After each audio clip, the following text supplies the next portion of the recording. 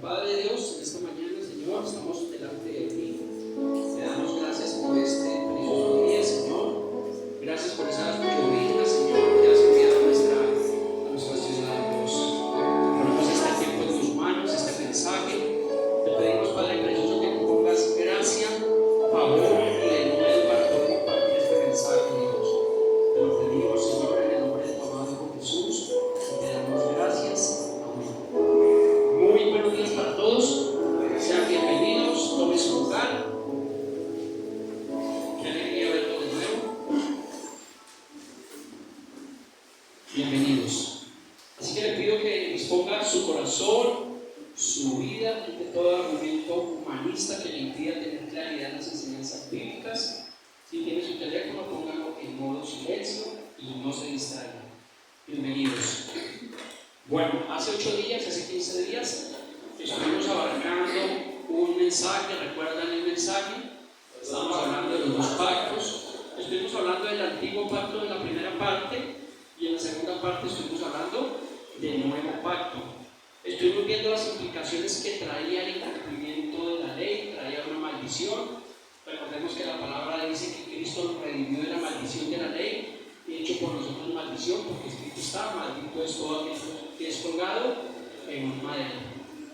También estuvimos viendo acerca de la transición de la ley. Recuerden que para que usted pueda tener claridad en estos mensajes, usted debe leer el libro de Romanos, debe leer el libro de Hebreos, capítulo 7, capítulo 8, capítulo 9, donde nos muestra la transición de la ley mosaica hacia la gracia, o sea, sobre un pacto establecido sobre mejores promesas. Así que continuamos. El mensaje del día de hoy es un mensaje apologético. ¿Cuántos han escuchado la apologética? ¿No? ¿No lo habían escuchado? La apologética está asociada con la defensa del cristianismo. La apologética es algo bíblico realmente, porque a veces nos falta el hermano que algo se dice, pero ¿por qué nosotros tenemos que exponer a los falsos maestros o a las falsas doctrinas? Pues es lo que vamos a hacer el día de hoy. El pastor Marcelo dice: soy de apologista. ¿Correcto? Entonces, disponga su corazón. El mensaje del día de hoy que el Señor nos ha permitido traer para concluir con las enseñanzas de los 2 domingos anteriores. ¿Cómo se titula? Doctrinas judaizantes. ¿Cuántos han escuchado acerca de las raíces hebreas? ¿Qué es lo que están escuchando? Tengan cuidado.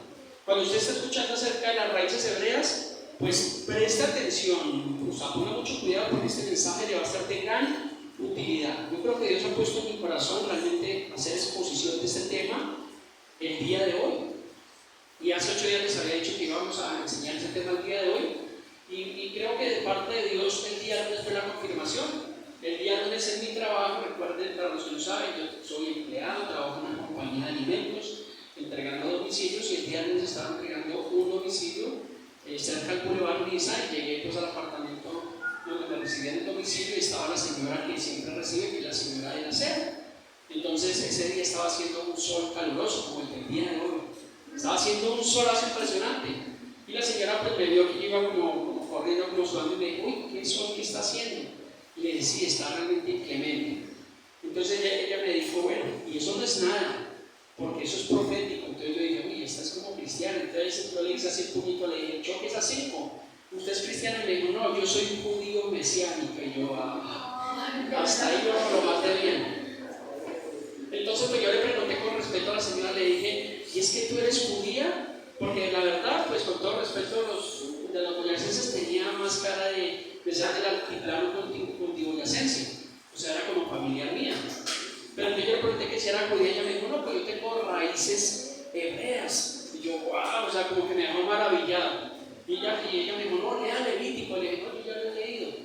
Le dije: usted tiene que leer el Nuevo Testamento. Me dijo: no, lea desde Levítico hasta Marcos, porque si no usted se va a confundir. Entonces ella me dijo: si quiere llámeme, toma mi número y me llama y yo le explico. Y le dije: muchas gracias, dejemos realmente así. Pero me pude dar cuenta que realmente es un tema que es necesario que nosotros lo expongamos, porque lamentablemente tristemente hoy en día hay personas que eran cristianas, que asistían a una iglesia, que leían la Biblia, pero ahora son de las doctrinas judaizantes, buscando sus raíces mesiánicas, y realmente es el peligro de las sectas judaizantes, que piensan que por promulgar cumplir la ley mosaica son muchos más espirituales que otros. De hecho, una de las preguntas que yo le hice a la señora, le dije, ¿vas a trabajar los sábados? Me dijo, pues un sábado sí, un sábado no. Le dije, pues estás quebrantando la ley. Y no me le fui con las consecuencias de la ley, simplemente le dije eso y bueno, hasta ahí llegó la conversación con esta persona. Pero entonces realmente las raíces judaizantes es un movimiento que está infiltrando la iglesia evangélica actual, el judaísmo nazareno, el movimiento de las raíces hebreas. Así que es importante que nosotros expongamos o hablemos de la defensa del evangelio acerca de estos movimientos para evitar ser arrastrados por este tipo de doctrinas judaizantes. Así que antes de entrar a la escritura, porque recuerde que todo mensaje que nosotros traemos tiene una base bíblica. No es que aquí hablamos por hablar, sino realmente buscando la base bíblica del tema que estamos hablando. Y tengo bastante base bíblica, pero antes de ir a las citas bíblicas, vamos a ver algunas características de estas personas judaizantes. Uno de ellos es ellos hablan de la dieta de comida kosher. Bueno, yo no sé hablar hebreo, eso significa la comida sana. Ellos no comen mariscos, no comen cerdos. Su alimentación es conforme a lo que enseña la Torá. Ellos la combinación de carne y lácteos en la misma comida no lo hacen porque está prohibida en las comidas kosher. Entonces ellos comen, digamos, carne de vaca y toman un jugo de pronto de leche de guanábana, pues ellos no tienen problema porque no mezclan estas dos cosas. En cuanto a las fiestas, ellos celebran la fiesta de la Pascua, la fiesta de Tabernáculos, Pentecostés, la fiesta de Hanukkah, Purim, fiesta de panes sin levadura, el Yom Kippur y las fiestas de Pesach, es lo que hacen realmente los judaizantes. En cuanto a los días de reposo, recuerden que habla del sábado, son reiterativos en que ellos tienen que guardar realmente el sábado o el Shabbat. También ellos utilizan la terminología hebrea. Entonces ellos ya no hablan de la iglesia cristiana, sino hablan de la Keilah mesiánica. Ellos ya no hablan de Jesús, sino hablan de Yeshua o Yahshua HaMashiach, que significa Jesús es el Mesías. Ya no hablan de Dios, sino ahora es Yahweh. Ya no es el Espíritu Santo, sino ahora es el Ruach HaKodesh. Ellos ya no hablan de un pastor, sino hablan de un rabino, un doctor en la ley. Ya no son cristianos, sino ahora son los verdaderos kadoshim, que significan apartado o apartada para Dios. Son las terminologías que ellos hablan. Ya no hablan de un nuevo pacto, como estábamos hablando nosotros al hecho del nuevo pacto, sino ellos hablan de un pacto renovado. En cuanto a ellos buscan sus raíces, ellos se enfocan en los apellidos. Entonces ellos dicen que si tu apellido termina en EZ, Pérez, Hernández, Rodríguez, entonces que tú tienes unas raíces hebreas. Entonces yo soy Hernández, entonces posiblemente mis raíces sean hebreas. Es lo que ellos realmente aducen, pero esto es completamente falso. Los apellidos pues realmente no tienen mucho que ver. Hay algunos de ellos que se cambian el nombre, ya no es Saúl, sino es Shaul, y bueno, y así sucesivamente utilizan terminologías hebreas. ¿Sí los ha escuchado? ¿O solo se los encuentra el pastor? ¿O solo el pastor de la paz hablando con los judaizantes? No, yo creo que a veces escuchamos este tipo de personas. Hoy día algunos de ustedes que trabajan con personas judías y ellos utilizan, creo que algunos de ustedes trabajan con un judío. Yo trabajo con un judío. Entonces cuando trabajan con un judío, ellos utilizan mucho esa terminología hebrea. Shalom, Shabbat, y bueno, saludan obviamente con esos saludos. Entonces, aún en la vestimenta, ellos utilizan, adelante, gracias. En la vestimenta ellos utilizan velos, una kipá, la barba larga, la mujer no puede usar maquillaje, deben utilizar falda larga. Usan elementos alusivos al templo, como el shofar, que es un cuerno de carnero. Utilizan la menorá, que es ese artículo que está allá. Utilizan el arca del pacto, la bandera de Israel. Y en sus reuniones, las danzas judaicas. ¿Se ha visto en iglesias cristianas las danzas judaicas? Pues por ahí comienza todo. Entonces usualmente las iglesias que más caen en eso, lamentablemente, son las iglesias pentecostales, que comienzan con las danzas, luego con la bandera de Israel, luego con un shofar, y ya el pastor entonces termina aquí con un velo en la cabeza, y bueno, por ahí se van buscando sus raíces hebreas. Y yo le quiero decir a la luz de la palabra que esto es un peligro, esto realmente es una herejía, porque alguno dirá, pastor, pues está inventando, ¿qué tiene que ver que ellos hagan eso? Pero realmente cuando nosotros vamos a la Biblia vamos a encontrar que el apóstol Pablo tuvo que lidiar realmente con judaizantes, con estas doctrinas en la iglesia primitiva, la iglesia del primer siglo, la iglesia de Pentecostés, que usted lo encuentra en el libro de los Hechos. Entonces, ahora sí vamos a buscar evidencia bíblica para poder argumentar el mensaje del día de hoy. Vamos a ir al libro de Hechos. ¿Recuerdan quién escribió el libro de los Hechos? ¿Quién lo escribió? Lucas. Correcto. No 20 Lucas, sino lo escribió fue Lucas. Hechos está después de los Evangelios. Hechos capítulo 15, versículo 1 tiene un título que dice el Concilio de Jerusalén. ¿Qué es un concilio? Una reunión, una asamblea de autoridades que se reunieron para tratar el asunto. O sea, lo que yo les estaba hablando de estas doctrinas judaizantes, eso ya estaba aconteciendo hace 2000 años en la iglesia primitiva. Ya Pablo tuvo que lidiar con este problema porque algunos querían judaizar realmente a la iglesia. Yo estaba haciendo este estudio esta semana y el día de ayer, y yo llegaba a una conclusión y decía, bueno, pues en ese tiempo, pues digamos que de cierta forma era aceptable porque pues los judíos estaban en su tierra, la iglesia primitiva estaba comenzando allí en ese lugar, y obviamente pues ellos traían una cultura de cerca de 2000 años, pues era entendible que de pronto para ellos era difícil desarraigarse realmente de sus raíces. Pero han transcurrido 2000 años del periodo de la gracia. Nosotros somos la iglesia de Cristo, somos los gentiles introducidos en el nuevo pacto. Entonces ya es impresionante que hoy en día personas que eran cristianas estén buscando sus raíces hebreas y estén saliendo del cristianismo para estar ahora en las religiones judaizantes. ¿Ya están ahí Hechos 15? Los niños están aportando juiciosos, calladitos. Hechos 15:1 dice: entonces algunos de los que venían de Judea enseñaban ¿a quién? A los hermanos. ¿Qué les estaban enseñando? Si no se circuncidan conforme al rito de Moisés, no podéis ser salvos. Eso era lo que estaban enseñando. Usted sí ve que Pablo tuvo que lidiar en la iglesia primitiva con sus judaizantes, porque estaba la iglesia de Pentecostés, donde habían los milagros, donde la sombra de Pedro sanaba, estaban los paños de Pablo, había milagros extraordinarios, y era el auge de la iglesia primitiva. Pero resulta que ellos tuvieron que confrontar a los judaizantes, que eran personas que habían venido a la iglesia, que se encontraron en ellos, pero obviamente estaban enseñando y diciendo que si no se circuncidaban los varones conforme a la ley de Moisés, no podían ser salvos. ¿Eso es verdad o eso es mentira? ¿Qué dice la palabra de Dios? ¿Que la salvación es por obras? No, es por la gracia. Hay un plan de salvación en Juan 3:16, Juan 3:17 y Juan 3:18, que es el plan de salvación para todo aquel que en él cree. O sea que ya no es por obra, ya no es por guardar el sábado, ya no es por la circuncisión, ya no es por hacer esto, hacer aquello, sino ahora es por la gracia. Y la gracia es un regalo inmerecido. Ninguno de nosotros lo merecíamos, pero por esa gracia, ese favor, ese sacrificio completo de Cristo, por ese derramamiento de sangre, es que tú y yo ahora somos perdonados. Eso significa realmente la gracia. Pero ellos estaban diciendo que si no se circuncidaban, no podían ser salvos. O sea, que estaban yendo en contra de la doctrina evangélica, en contra de la doctrina de Cristo. Había un choque ahí. Versículo 2 de Hechos 15 dice: como Pablo y Bernabé tuviesen una discusión y contienda no pequeña con ellos. O sea que se armó un problema. Y cuando dice que no pequeño, entonces ¿qué era? ¿Era un problema? Inmenso, un problema grande. Imagínense los fariseos allá chocando, sacando sus argumentos contra los apóstoles. Entonces dice que se dispuso que subiesen Pablo y Bernabé a Jerusalén y algunos otros de ellos a los apóstoles y a los ancianos. ¿Para qué? Para tratar esta cuestión.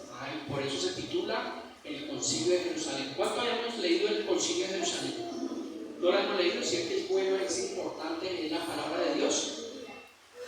Versículo 3 dice: ellos, hablando de Pablo y Bernabé, dice: ellos pues, habiendo sido encaminados por la iglesia, pasaron por Fenicia y Samaria, contando la conversión de los gentiles, y causaban gran gozo a todos los hermanos.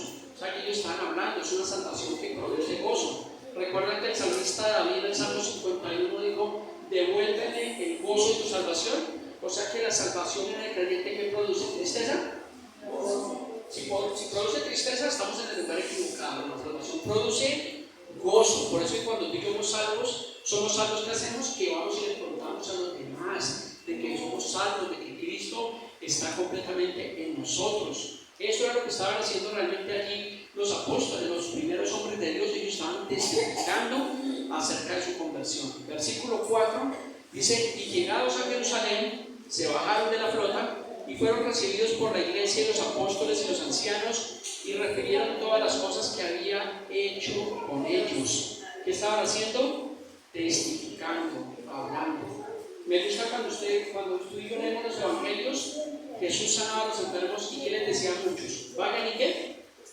Testifiquen, hablen, cuenten las maravillas, cuán grandes cosas ha hecho Dios con nosotros. Eso tenemos que hacer.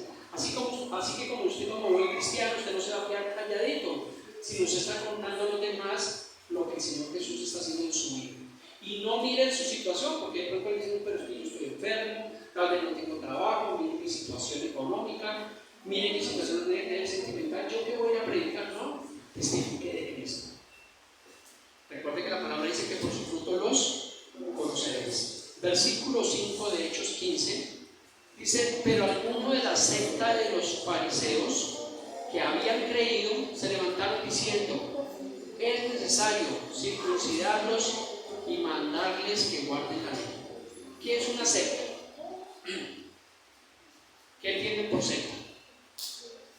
Un grupo de amigos, el grupo de los moteros felices.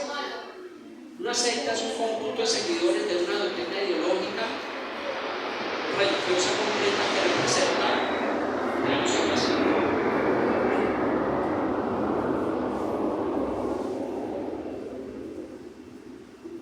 para los hermanos que nos ven a través de las redes sociales, estamos pegados al Aeropuerto Internacional de Doha.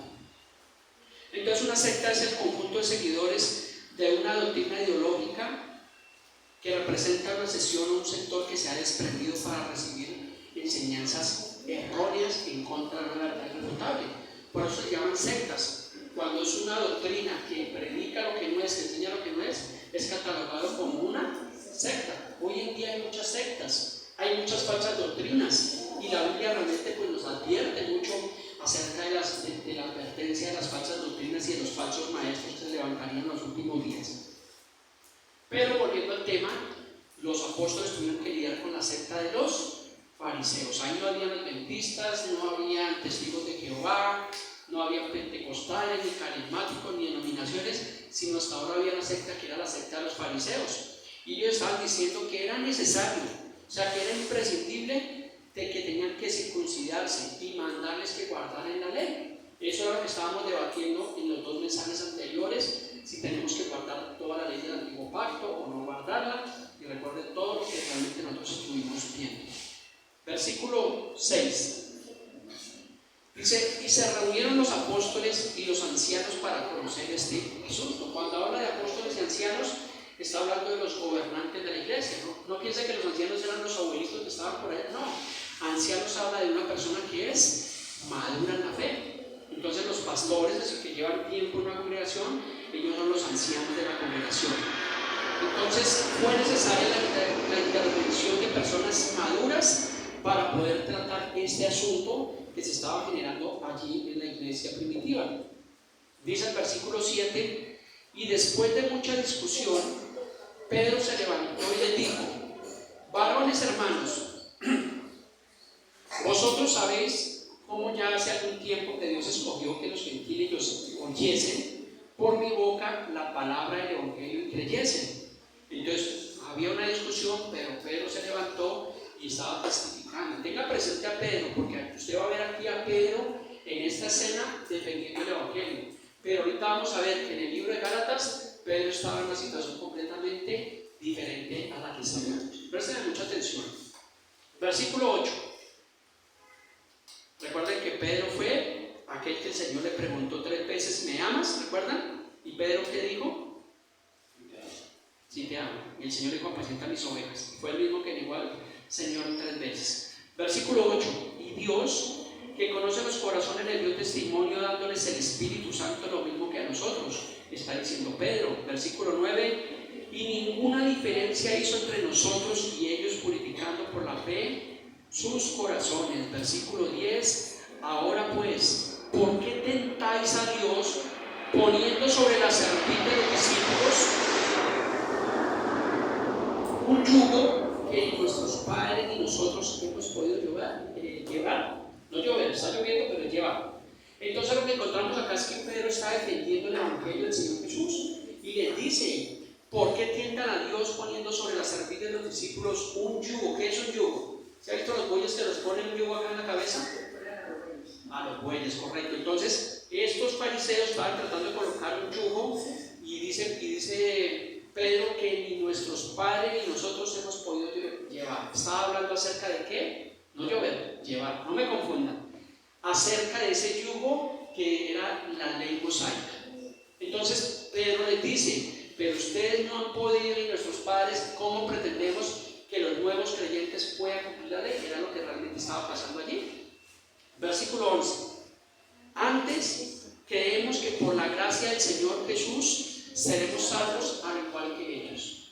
Entonces, los de la secta de los fariseos estaban diciendo que si no se circuncidaban no podían ser salvos. Pero ¿qué está diciendo ahora Pedro? Dicen que ahora por la gracia del Señor seremos salvos. ¿Sí ve que él está hablando lo que dice la palabra, lo que dice el Evangelio, lo que tú y yo creemos, que somos salvos por la gracia del Señor Jesús? Versículo 12 dice: entonces toda la multitud quedó calladita. Y luego oyeron a Bernabé, fue turno a Bernabé y a Pablo, que contaban cuán grandes señales y maravillas había hecho Dios por medio de ellos entre los gentiles. Por eso la importancia de hablar a otros de Jesús. Versículo 13. Y cuando ellos callaron, habló ahora Jacobo respondiendo diciendo: varones hermanos, oídme. Simón ha contado cómo Dios visitó por primera vez a los gentiles para tomar de ellos pueblo para su nombre. Y con esto concuerdan las palabras de los profetas, como está escrito: después de esto volveré y reedificaré el tabernáculo de David que está caído, y repararé sus ruinas y lo volveré a levantar. Versículo 17: para que el resto de los hombres busquen al Señor, y todos los gentiles sobre los cuales es invocado mi nombre.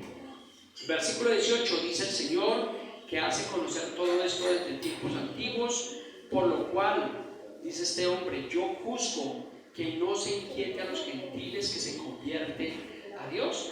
Entonces aquí este hombre estaba sacando una conclusión, estaba juzgando que no se inquietara realmente a los cristianos que se están convirtiendo a Dios.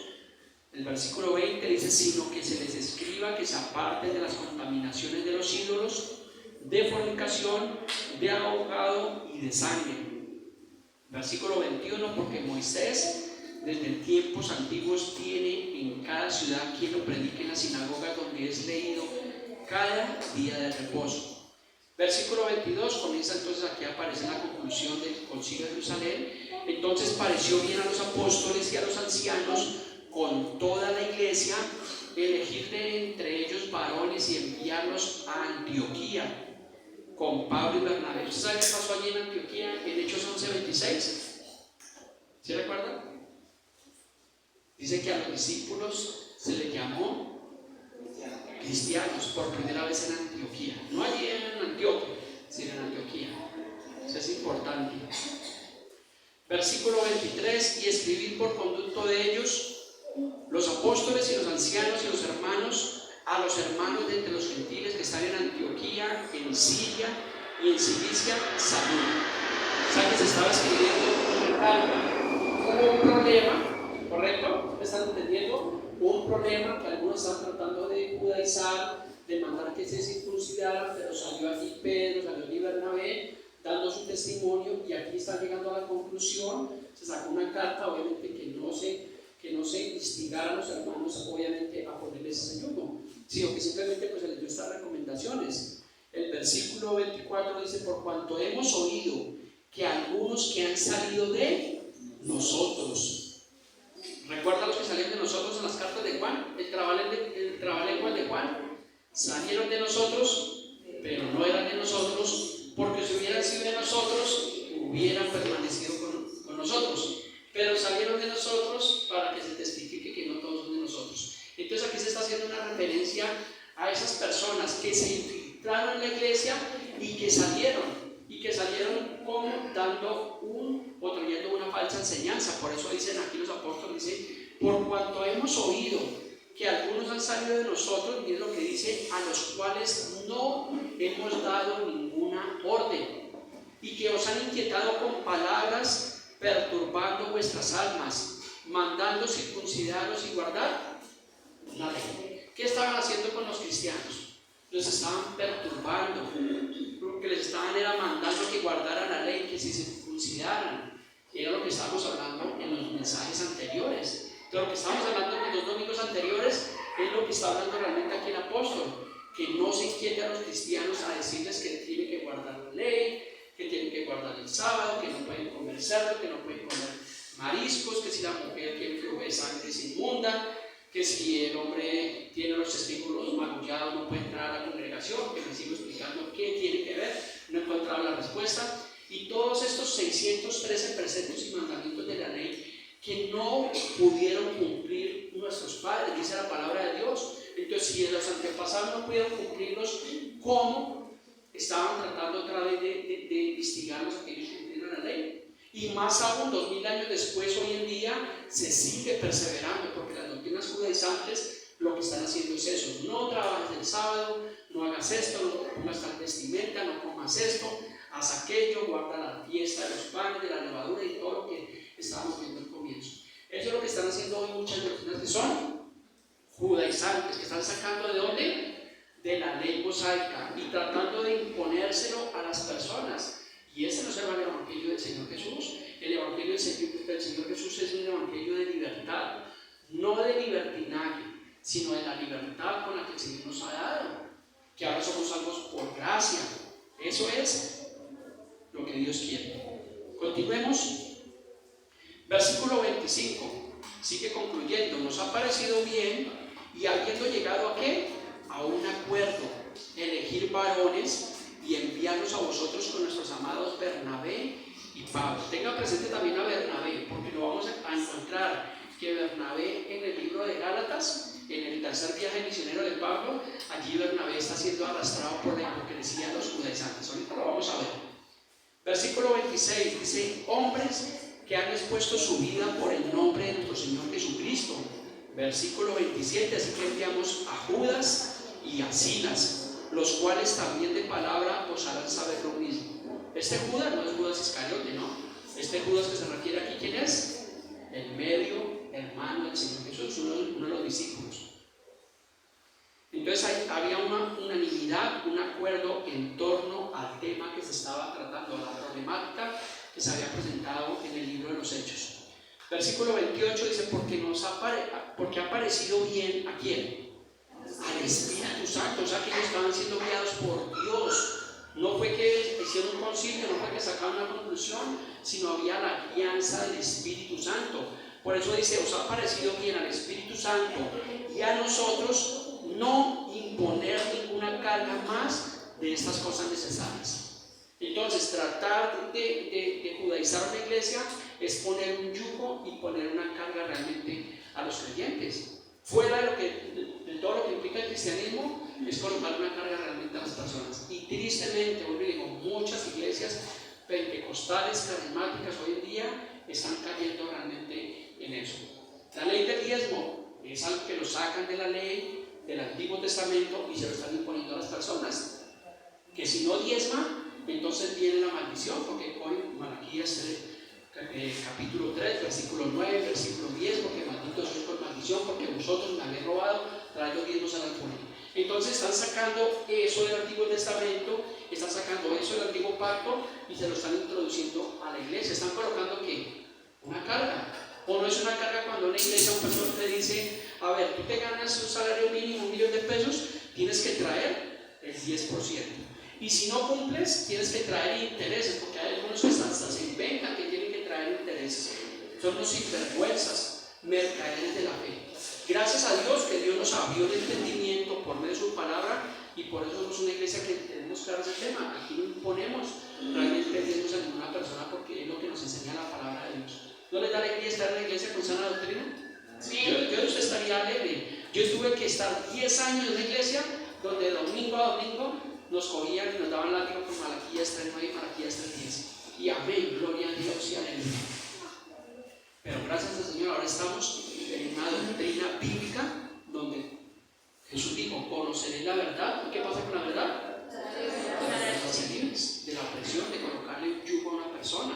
Muchas veces llegan a la iglesia personas que tienen necesidades y a veces lo que hacemos es que los bendecimos con una ofrenda de amor, un mercado, los visitamos. Pero imagínense como iglesia colocándole un yugo a las personas, y a veces pasan las consejerías de esas iglesias que la persona va a una consejería buscando orientación espiritual y le preguntan, ¿y tú diezmas? No, pastor, es que no he podido. No, ahí está la raíz del problema. Es que como tú no estás diezmando, por eso es que hay escasez en tu vida.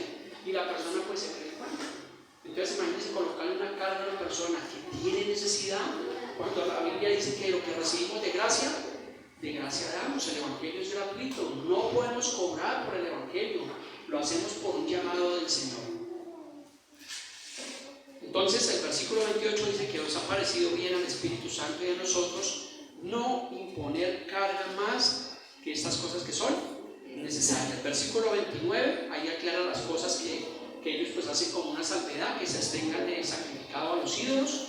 Entonces lo digo, si usted va a una cena, lo invitan y le dicen que eso es sacrificado a un Dios, pues usted pues por cuestión de conciencia pues usted no come. Correcto, es lo que dice ahí. De sangre de ahogado y de fornicación, de las cuales cosas si os guardáis, bien haréis. Pasando bien, versículo 30.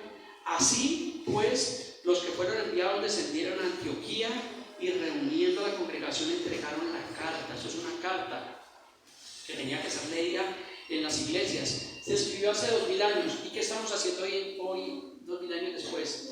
Leyendo la carta de lo que escribieron, del resultado. No estuvimos presencialmente en el concilio de Jerusalén, pero tenemos la carta de lo que ellos resolvieron, de lo que estaba pasando.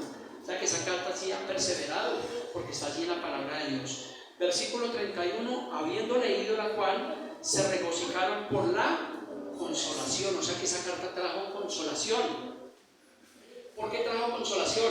Porque los cristianos del primer siglo estaban siendo oprimidos, que tenían que circuncidarse, que guardar la ley, entonces eso traía opresión. Pero cuando ellos leyeron la carta, ¿qué pasó? Fueron consolados.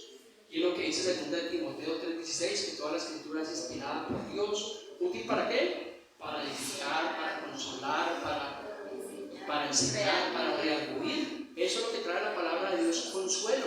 Cuando alguno de nosotros tenemos problemas, ¿qué hacemos?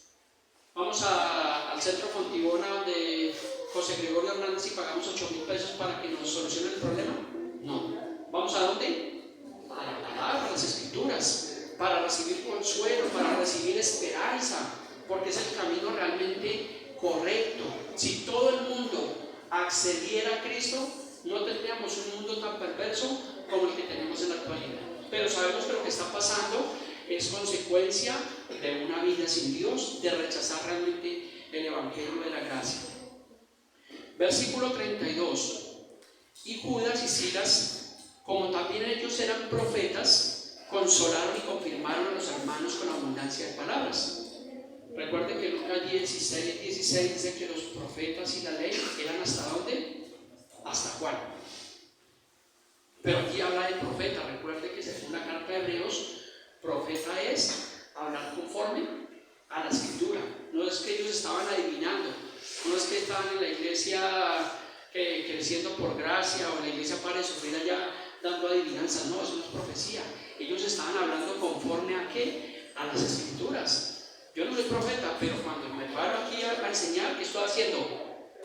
Profetizando, hablando lo que ya está escrito. Entonces Judas y Silas también estaban profetizando y consolando realmente a los hermanos con abundancia de palabras. Versículo 33. Pasando algún tiempo allí, fueron despedidos en paz por los hermanos para volver a aquellos que los habían enviado, mas a Silas le pareció bien quedarse allí, y Pablo y Bernabé continuaron en Antioquía enseñando la palabra del Señor y anunciando el Evangelio con muchos otros. Hasta aquí tenemos una claridad de lo que estaba realmente pasando allí. A partir del versículo 36 encontramos que Pablo se separa de Bernabé y comienza su segundo viaje misionero. Veamos, versículo 36. Después de algunos días, Pablo dijo a Bernabé: volvamos ¿a dónde? a visitar a los hermanos en todas las ciudades en que hemos anunciado la palabra del Señor para ver cómo están. Entonces volvió el pastor allí, Pablo y Bernabé, a visitar las iglesias. Eso es lo que hace el pastor a veces, la visita pastoral. Entonces uno deduce que cuando uno visita la familia, uno deduce que por la palabra del Señor cómo va a estar esa familia, mejor o peor. Mejor, eso es lo que aduce. Entonces Pablo y Bernabé empezaron a visitar nuevamente las ciudades, las iglesias, para ver si ellos persistían o para ver qué errores habían. Porque si usted lee la carta de 1 y 2 Corintios y la carta de Gálatas, va a encontrar que seguían perseverando los problemas en las iglesias. Había mucho conflicto. Entonces hoy en día es similar, hay mucho conflicto dentro de las iglesias, dentro de las denominaciones, a ver quién tiene la razón. Entonces los bautistas dicen una cosa, los pentecostales dicen otra cosa, los carismáticos dicen otros, los adventistas dicen una cosa, las denominaciones, y se arma un conflicto por esta cuestión. Versículo 37. Y Bernabé quería que llevase consigo a Juan, el que tenía por sobrenombre Marcos, pero a Pablo no le parecía bien llevar consigo al que se había apartado de ellos desde Panfilia y no había ido con ellos a la obra. O sea que Pablo notó que este hombre Juan Marcos inicialmente se había apartado del Señor, o sea que no era una persona útil, era un inútil. Aparentemente esa palabra suena como ofensiva, pero es la verdad. O eres útil o eres inútil, o sirves al Señor o no sirves al Señor. Y hay personas que realmente pues no sirven, pues se convierten en personas inútiles. Y fue lo que estaba pasando allí con Juan Marcos. Por eso era que Pablo no lo quería llevar. Yo creo que en el terminal dijo: no, yo pago mi pasaje, usted se queda. Me estoy inventando, ¿no? Versículo 38. Y hubo tal desacuerdo entre ellos que se separaron el uno del otro. Bernabé, tomando a Marcos, navegó ¿a dónde? A Chipre. O sea que no iban en flota, iban en barco. Y Pablo, escogiendo a Silas, salió encomendado por los hermanos a la gracia del Señor. Y el versículo 41 que termina ahí el concilio de Jerusalén dice: y pasó por Siria y por Cilicia, confirmando a las iglesias. Entonces aparentemente ahí se solucionó el problema de los judaizantes. ¿Sí creen eso? Que se acabó el problema. Ellos entendieron, la iglesia primitiva entendieron que no había que judaizar. ¿Sería que sí pasó eso? ¿Ustedes qué piensan? Vamos a mirar si eso trata. Vamos a saltar al libro de Gálatas. Recuerden que Gálatas fue escrito ¿por quién? Por Pablo. Es una de las cartas paulinas. Cuando usted lea la Biblia, usted tenga presente quién escribió la carta, en qué tiempo se escribió, con qué propósito se escribió. Eso se llama hermenéutica, una regla de interpretación. Saber en qué tiempo estaba hablando, por qué estaba hablando, cuál era el propósito de la carta. Cuando usted coge todas las reglas y la aplica a la lectura bíblica, usted va a tener una mayor comprensión de lectura. Hay algo que se llama exégesis, que exégesis es hacer un análisis minucioso del texto. Pero hay otra cosa que se llama eisegesis, que es cuando sacan de contexto lo que quiere decir. Y usualmente muchas iglesias hacen eso, hacen una mala exégesis y se van a la eisegesis. Un poco controvertido, ¿no? Pero mire que son reglas importantes en la lectura bíblica, porque hay que mirar, no todo lo que está escrito en la palabra de Dios lo podemos aplicar ahora en nuestras vidas. Por eso la Biblia tiene libros históricos, libros poéticos, libros de profecía, pero no todos podemos aplicarlos a la iglesia del presente siglo, sino obviamente hay cosas que fueron ¿para dónde? Para su tiempo, que no podemos aplicarlos ahora como la leemos acá. Ya están en Gálatas capítulo 2, versículo 1. Dice: después, pasados ¿cuántos años? 14 años habían pasado. Dice: subí otra vez a Jerusalén con Bernabé. O sea que aparentemente desde el libro de los Hechos hasta Gálatas hay ¿cuántos años? 14 años. ¿Qué estaba haciendo Pablo y Silas esos 14 años y Bernabé? ¿Paseando por el Mediterráneo? ¿En un yate, en un crucero? No, estaban haciendo sus viajes misioneros, predicando, extendiendo las buenas nuevas de salvación, cumpliendo la gran comisión que dice Mateo 28. ¿Qué dice Mateo 28? Ayúdenme, no, pero estos hermanos sí. Vayan y hagan discípulos a todas las naciones, enseñándoles que guarden todas las cosas que yo os he mandado. Y he aquí que yo estoy con vosotros todos los días. ¿Hasta cuándo? Hasta el fin del mundo. Muchas gracias. Entonces, pasados 14 años, dice Pablo, subió otra vez a Jerusalén con Bernabé, llevando también consigo ¿a quién? A Tito. Recuerden que Tito también escribió una carta. Dice, pero subí según una revelación y no para correr o haber corrido en vano. Expuse en privado a los que tenían cierta reputación el evangelio que predico entre los gentiles. Versículo 3. Mas ni aun Tito, que estaba conmigo, con todo y ser griego, fue obligado ¿qué? A circuncidarse. Tito no era judío, dice que era griego, pero fue obligado ¿a qué? Entonces algunos persistían en que los creyentes tenían que circuncidarse. Versículo 4 dice, y esto a pesar de los falsos, ¿de los falsos qué? ¿Si hay falsos hermanos en la iglesia? No aquí, pastor, aquí todos somos de arraca mandaca. No, pero a veces en las iglesias hay falsos hermanos, a veces hay falsos cristianos, y usted no se imagina el problema que es para uno como pastor lidiar con los falsos cristianos, con los falsos hermanos. Y nos ha pasado, poquitas ocasiones, pero nos ha pasado, y ha sido un problema, porque las personas quieren traer una doctrina que es contraria a lo que estamos enseñando. Una vez llegó un falso hermano, que era un falso hermano, y bravo, que porque mi esposo usaba pantalón y mi hija, y que no, que ella no puede usar pantalón, y trayendo una doctrina rara, y fue un complique con este hermano, y la verdad nosotros oramos para que el hermanito no volviera, para que no volviera, los pedimos en paz, porque a veces hay personas que son conflictivas. Es muy distinto que de pronto estemos predicando algo que no es y que respetuosamente la persona nos haga caer en cuenta. Claro que nosotros estamos sujetos o prestos a una sugerencia, pero es muy distinto cuando viene una persona contenciosa a contender con la iglesia. Nada le gusta, no le gusta la silla, no le gusta el barrio, no le gusta la batería, no le gustan los aplausos, y usualmente hay personas que son conflictivas en la iglesia del Señor. Y aquí pues a Pablo le tocó lidiar, primero lidió en Hechos con ¿qué? Con las doctrinas judaizantes, y ahora con qué tiene que lidiar, con falsos hermanos. Dice, introducidos a escondidas, que entraban para espiar nuestra libertad que tenemos en Cristo Jesús. ¿Para qué? Para reducirnos a esclavitud. O sea que esos falsos hermanos querían hacer lo que los judaizantes, doctrinas y mandamientos de hombres para esclavizar aquí a los creyentes.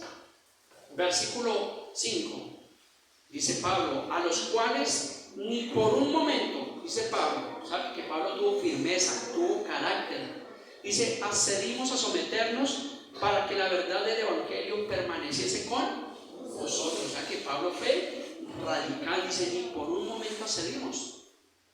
Yo hablaba con mi esposa esta mañana y del tiempo que llevamos haciendo iglesia, que es más o menos desde el 2016 acá, yo creo que han pasado por lo menos entre 100 y unas 120 personas que han pasado por la iglesia. Y todos los que se han ido ¿por qué? Porque se trastearon de barrio, porque se fueron para otra ciudad, otros fueron para otro país. Gracias a Dios. Y usualmente con la mayoría les sigo mandando un mensaje, les sigo enviando un mensaje.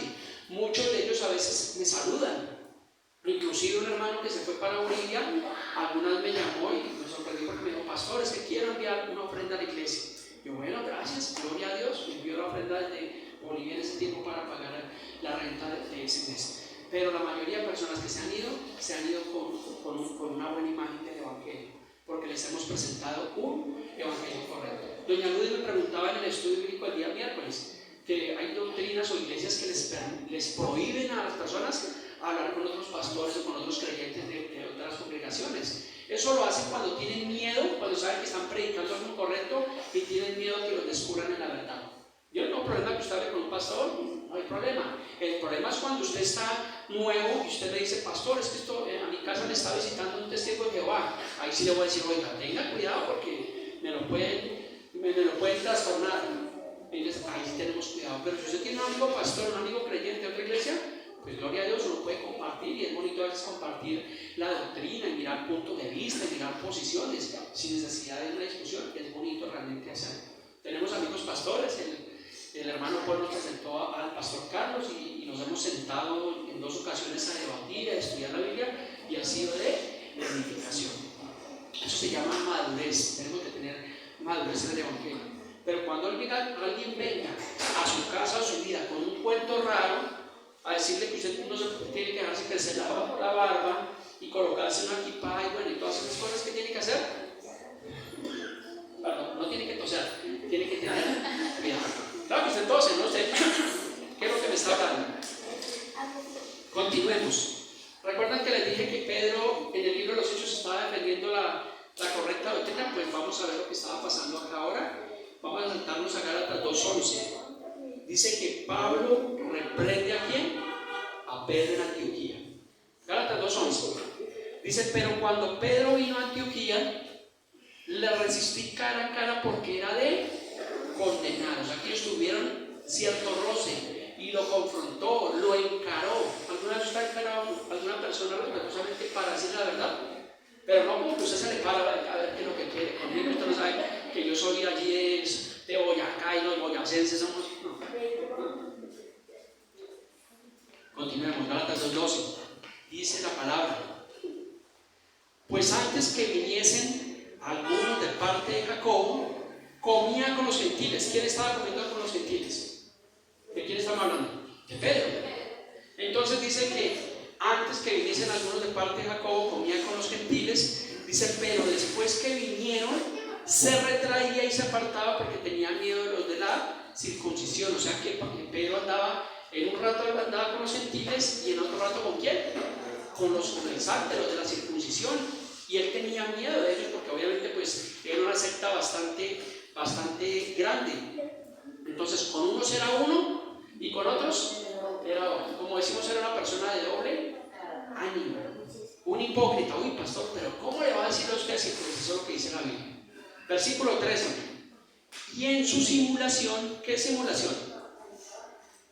Y en su simulación participaban también los otros judíos, de tal manera que aún Bernabé, recuerda que también estamos hablando ahorita de Bernabé en Hechos 15, dice, Bernabé fue arrastrado por la hipocresía de ellos. O sea que prestó su oído. Nosotros por eso debemos tener cuidado con quién nos juntamos. Esta mañana estábamos hablando en el estudio bíblico que tengamos cuidado de lo que escuchamos, no seamos partícipes de la murmuración, porque obviamente Bernabé estaba siendo arrastrado por la hipocresía de estas personas que estaban dando una incorrecta doctrina.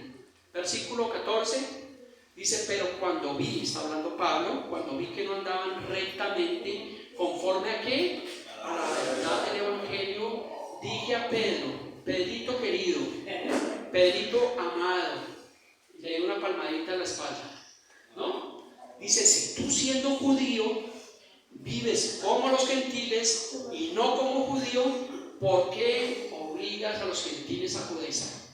¿Qué estaba haciendo? Lo estaba confrontando, lo estaba exhortando. Y a veces el pastor, digamos que en la actualidad tiene que a veces hacer eso con un hermano, de pronto exhortarlo. Ay, es que allá no tienen amor, es que me regañan, es que me llamaron la atención, yo por allá no vuelvo. No, pues aquí había un problema grave, porque Pablo está diciendo que cuando él vio que no estaban andando conforme a la verdad del evangelio, tuvo que confrontarlo cara a cara. Y le dice, si tú siendo judío vives como los gentiles y no como judío, ¿por qué obligas a los gentiles a judaizar? Y en Hechos 15, ¿qué estaba haciendo Pedro? Estaba defendiendo que obviamente no se podría imponer una carga, obviamente, a los hermanos, pero ¿qué está haciendo? Lo contrario. Por eso dice la palabra, que quiere estar firme, miren que no caiga. Gálatas 2:15, ya voy concluyendo la enseñanza del día de hoy. ¿Me están entendiendo hasta este punto? ¿Queda claro? Entonces yo espero que alguno de ustedes jamás vaya a resultar aquí con una kippah, o llegue con un velo, o con una menorá, o me invite a la fiesta de Hanukkah, y bueno, todas estas cosas, porque no hay por la nunca. Gálatas 2:15, nosotros, judíos de nacimiento, y no pecadores de los gentiles, sabiendo que el hombre no es, mira la conclusión de Pablo, el hombre no es justificado por las obras de la ley. ¿Está claro? ¿Lo entendió? Tenemos que ser teólogos para poder entender la conclusión de que el hombre no es justificado por las obras de la ley, sino por la fe en María, por la fe en los apóstoles, por la fe en la denominación, por la fe en Jesucristo. O sea, debemos ser cristocéntricos. Cristo es el centro. Por eso la fe en Jesucristo es algo que no podemos negociar. En las doctrinas o en las denominaciones pueden haber diversas posturas y a veces hay posturas que son respetables. Le hago un ejemplo: en la escatología bíblica, que escatología son los asuntos del tiempo del fin. Entonces de pronto alguna iglesia dice que el arrebatamiento de la iglesia es antes de la tribulación, otros dicen que es a la mitad y otros dicen que es al final. Sí, en eso hay diferentes posturas y nosotros como iglesia podemos tener una postura, pero es algo que digamos que se puede negociar, se puede aceptar, pero la fe en Jesucristo no tiene negociación. Si alguien le dice que la fe es por obras, por guardar el sábado, por hacer esto, por hacer lo otro, eso es un gravísimo error, porque somos salvos por la fe en Jesucristo. Dice: nosotros también hemos creído en Jesucristo para ser justificados por la fe de Cristo y no por obras, no por las obras de la ley, por cuanto a las obras de la ley nadie será justificado. Entonces, si claramente dice esto, ¿por qué hay personas que están buscando sus raíces hebreas? Están judaizando. ¿Y saben qué es lo paradójico de estos, llamémoslos hermanos que han abandonado la fe? Que ellos no reciben el Nuevo Testamento, porque ellos dicen que el Nuevo Testamento fue permeado por el griego y que el griego es paganismo, que de allí es donde viene el nombre de Jesús y lo asocian a Zeus. Imagínense lo confundidos que realmente están. Entonces guardemos nuestro corazón realmente a eso. Tenemos que hablar del tema de las doctrinas, de las falsas enseñanzas, poder corroborar cómo detectar una falsa doctrina, cómo detectar a un predicador correcto. La Biblia nos da muchísima información. Entonces él termina diciendo que por cuanto por las obras de la ley nadie será justificado. Fin del asunto, fin de la discusión. ¿Sí? ¿Paró ahí el asunto? ¿Qué creen? ¿Por qué dicen que no? Ay, pastor, porque usted va a seguir predicando. Pues claro, ahí no paró el asunto. Continuemos, acerquémonos a Gálatas 4 y ahí sí concluyo. Ahí sí puede decir que ahí termina el asunto. Gálatas 4:8 continúa diciendo Pablo a la iglesia de Galacia, diciendo: ciertamente en otro tiempo, no conociendo a Dios, servíais a los que por naturaleza no son dioses. Más ahora, conociendo a Dios, o más bien siendo conocidos por Dios, dice: ¿cómo es que os volvéis de nuevo a los débiles y pobres rudimentos a los cuales volvéis a esclavizar? Le está ratificando Pablo por tercera vez de que no podemos realmente volver a los débiles y pobres rudimentos, mandamientos y doctrinas de hombre. Dice la palabra fábulas judaicas. ¿Cómo volvemos a esclavizar a los cristianos con eso? Es absurdo, no se puede. Todos tenemos que hablar la verdad del Evangelio. Y continúa diciendo Pablo acá: guardáis los días, los meses, los tiempos y los años. ¿Y qué dice Pablo? Me duele eso que dice Pablo acá. Dice: me temo de vosotros que haya trabajado en vano con ustedes. Muchas veces me ha pasado a mí. Yo esta semana les mandé en uno de los devocionales diarios, envié esta palabra. Y a veces uno como pastor dice: oiga, me temo que haya trabajado en vano con usted.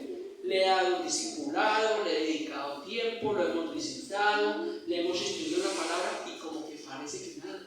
Entonces Pablo está diciendo allí, dice: ya todo lo que les he enseñado, dice, me temo, o sea, todo lo que he hecho, los viajes misioneros con Pablo, con Bernabé, con Silas, hemos estado nosotros predicando el Evangelio y me temo que haya sido en vano. ¿Qué es en vano? Como si no hubiera servido de absolutamente nada. Entonces es difícil realmente para uno como pastor, obviamente, ver que muchos hermanos se tornan duros porque no aceptan la verdad del Evangelio. ¿Y sabe qué pasa? Yo tengo los versículos ahí, pero se los voy a leer acá. ¿Sabe qué pasa cuando una persona no se conforma con la verdad del Evangelio? ¿Cuántos saben qué pasa? ¿Quién me ayuda? Se enfrían, se apartan. Abra su Biblia para culminar en 2 Tesalonicenses, capítulo 2, versículo 10 al 12. Ahí le va a mostrar lo que pasa cuando una persona desprecia, cuando una persona se vuelve el enemigo de la cruz de Cristo. Mire, yo estuve haciendo ese estudio toda la semana y ayer estuve toda la tarde haciendo el estudio, cuadrando los versículos, me gusta ser meticuloso de tener mis versículos, o sea, me gusta tratar de explicar que usted me entienda. Si me está entendiendo, entonces yo hago lo posible, yo me siento ahí y yo hago de cuenta que yo soy el que voy a recibir el mensaje. Pero mire lo que pasa con esas personas. ¿Sí están ahí? Segunda Tesalonicenses, capítulo 2, versículo 10. Vamos a leer. Dice: y con todo engaño e iniquidad para los que se pierden, por cuanto no recibieron el amor de la verdad para ser salvos. Dice: por esto Dios, ¿qué les envía a Dios? ¿Dinero? ¿Riquezas? Dios les envía un poder engañoso para que crean en la mentira. Ay, pero Dios es amor. Pues mire lo que está haciendo Dios. Por cuanto rechazan la verdad, por cuanto no se conforman con las sanas palabras del Evangelio, dice que Dios mismo les envía un espíritu, un poder engañoso para que crean en la mentira. El versículo 2, el último versículo del día de hoy: a fin de que sean condenados todos los que no creyeron a la verdad, sino que se complacieron en la injusticia. ¿Sí ve el peligro de rechazar el Evangelio de Dios? Cuando usted no se conforma, porque hay gente que no se dice: no, la Biblia está incompleta. Eso yo no le puedo dar credibilidad a la Biblia. Pues yo le decía, cada vez que yo estudio más la Biblia, ¿sabe qué pasa? Y se lo dije a mi esposa esta mañana, y se lo digo de todo corazón. Cuando yo estudio la Biblia, cuando leo versículo a versículo a versículo para hacer una exposición, ¿sabe qué pasa con mi vida? Tengo más certeza. Digo: oiga, esto es la palabra de Dios, esto es maravilloso, es tremendo. Porque así, a pesar de que lo hayamos leído, uno empieza a escudriñar y es maravilloso lo que Dios hace. O sea, me estoy conformando con la verdad del Evangelio. Para mí, como pastor, como cristiano, como creyente, la Biblia es más que suficiente. No le faltó absolutamente nada, porque no es la palabra de un hombre, es la palabra de Dios.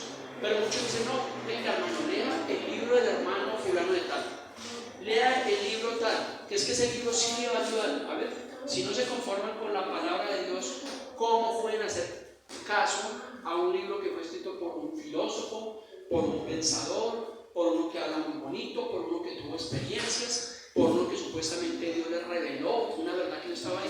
¿Cómo puede uno creer a un libro de eso cuando desecha la palabra de Dios? Claro que hay libros que se pueden leer, que son de doctrina, que son de hermenéutica, que son de teología y nos pueden servir, pero ningún libro puede reemplazar la palabra de Dios. Por eso yo les pregunto a ustedes cada vez que expongo: ¿habían leído Hechos 15? La mayoría me dijeron que no. ¿Sí ven? Entonces, ¿a dónde está el error?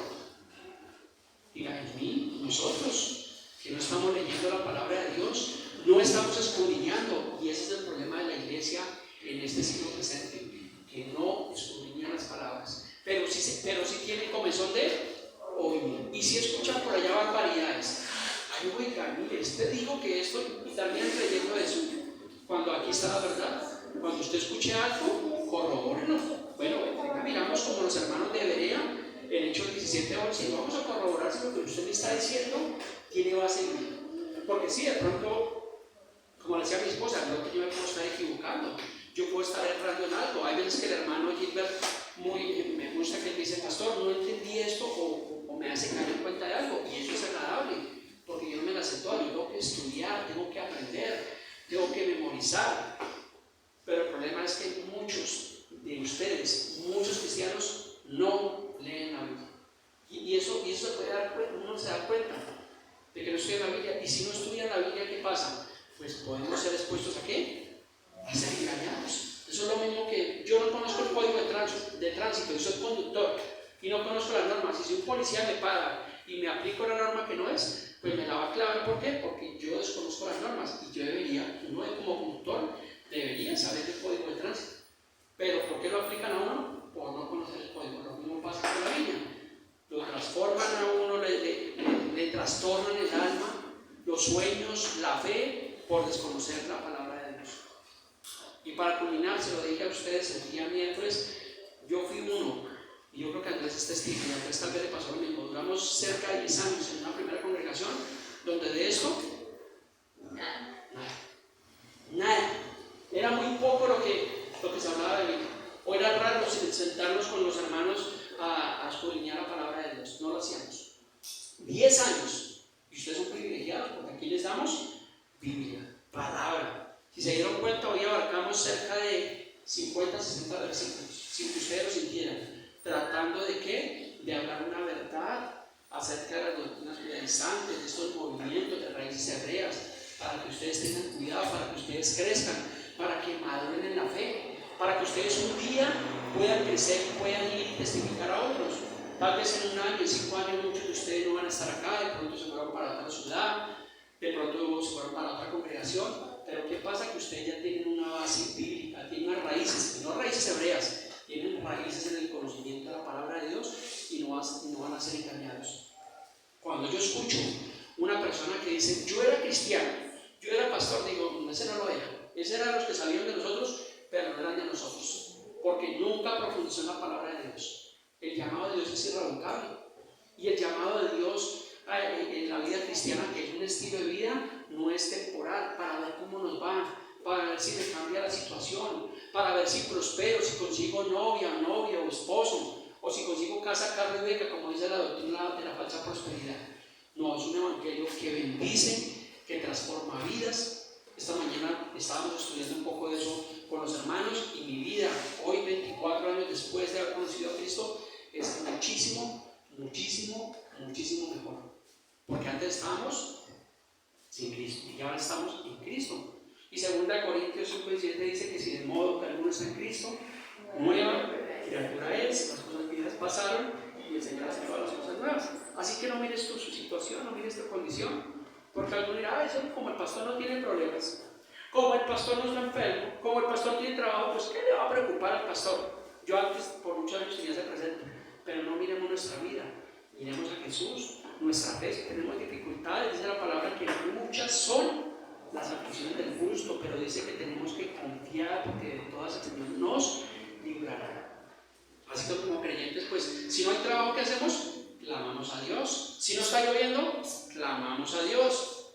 Si tenemos un problema con el esposo, con la esposa, pues oramos a Dios para que nos dé sabiduría. Si tenemos problemas con nuestros hijos, ¿qué hacemos? Proverbios 22:6, instruimos al niño en su camino y cuando fuere viejo no se apartará de él.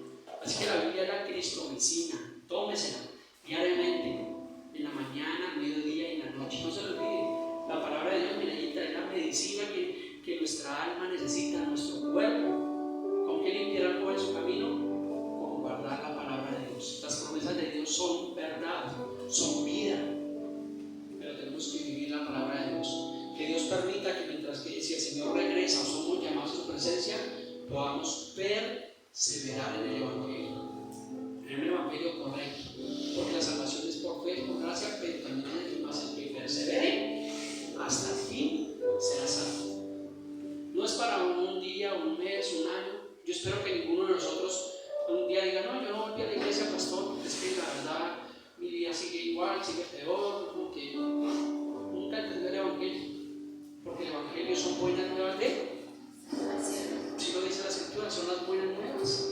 Y si tú y yo venimos domingo a domingo, venimos aquí a miércoles, es bueno para nuestro corazón, aprendemos, escudriñamos, oramos, pues nuestra vida tiene que ser mucho mejor, muchísimo mejor, en medio de este mundo de caos, porque sabemos que hay un mundo de depresión, donde uno escucha noticias tristes, algunas cosas. Estos días escuchamos en Medellín de un paciente que fue y mató al médico que lo había operado hace un par de años, un resentido, mató al médico. En otra población también asesinaron a un médico porque había operado al papá. Se me dice hasta dónde está llegando la sociedad, consecuencia de una vida sin Dios. El esposo que va y mata a su esposa, la esposa que va y mata a sus hijos, y una cantidad de cosas que se están viendo y que serán peores, consecuencia de una vida sin Dios. Pero nosotros somos ese pueblo escogido, esa nación santa, que Dios tiene cuidado de nosotros. Se lo digo por testimonio, mis amados, lo mejor que me ha pasado en mis 35 años de vida. Ay, pastor, bueno, en mis 40 y pégale años de vida, lo mejor que me ha pasado, ¿qué es? Conocer a Cristo. Gracias a Dios por eso es lo mejor. Mi esposa lo sabe. Ella ocupa un lugar muy importante en mi vida, igual que mis hijos, pero lo mejor no son ellos y no es el trabajo, es haber conocido a Dios. Es lo mejor y no me arrepiento. Y por eso me gozo predicar el Evangelio. Amo, ustedes no se imaginan, Yo amo predicar el Evangelio porque es un llamado y no lo hago por necesidad, gracias a Dios. Lo hacemos porque amamos a Dios, porque sabemos que hay un poder en el Evangelio para transformar la vida. Yo no puedo cambiar la vida de ustedes, pero el Evangelio sí transforma vidas. Y cuando usted es un buen oidor y un hacedor de la palabra, su vida va a ser transformada. Su vida, su esposo, sus hijos, su trabajo, usted va a ver la diferencia. Su familia va a ver la diferencia. ¿Y qué van a decir? Oiga, venga, cuénteme, hábleme, Belinda, que es que yo no sé qué le pasó a usted, que usted era de un carácter y era así, y ahora yo la veo. ¿No te han dicho algunos familiares? Suele pasar. ¿Por qué? Porque estamos testificando de lo que Dios hizo en nosotros. Así que damos gracias a Dios por esta mañana, damos gracias a Dios por nuestra nación, por la lluvia. Así ven cómo yo trabajo en la calle y esto ya me metí en una lavada, pero estaba tan feliz, decía, oh, Señor, gracias por ese aguacero. Tenía lavado los pies, las medias, pero bueno, gracias, porque es la compasión, la fidelidad de Dios que Él trae la lluvia a su tiempo, la misericordia de Dios. Así que pónganse sobre sus pies, vamos a terminar en oración de agradecimiento a Dios. La recomendación: continuemos congregando, gócese, estudien las Escrituras. Si le es posible venir a los estudios bíblicos, algo, pero tenga su vida devocional en su casa, ore, así sea por un alimento. Bueno, Señor, gracias por el alimento, gracias porque hoy estamos vivos. Hoy tenemos que estar agradecidos. ¿Cuántas personas, si usted ve noticias ahora, cuántas personas dejaron de existir el día de hoy? Por un accidente, por la violencia, por un hurto, qué sé yo. Pero si tú y yo estamos vivos, tenemos que estar agradecidos con el Padre Eterno por su compasión, su misericordia. En medio de todo, pues hay alimento, que está costosa la canasta familiar, pero ¿cuántos hoy echaron un tamalito con chocolate? No toman un tamal, bueno, solo chocolate con pan. Todavía no, bueno, pero gracias a Dios hay provisión, hay alimento. Y dice la palabra que si Dios alimenta a las aves de los cielos que no siembran ni sigan, ¿cuánto más nosotros? Padre precioso.